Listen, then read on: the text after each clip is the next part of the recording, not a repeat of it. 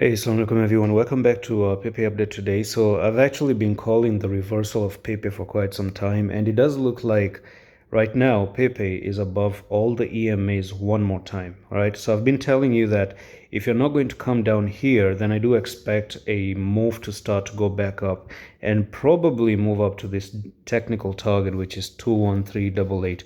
So yes, I can actually say this is now in play as long as you don't really go down to 8736.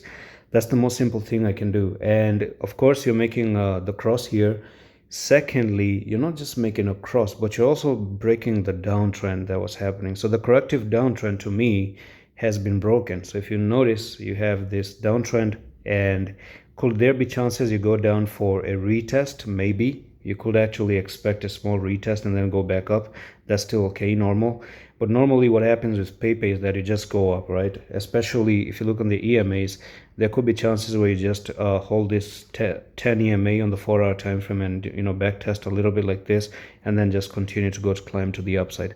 So that's all for the video, and I'm going to see you in the next one. Love.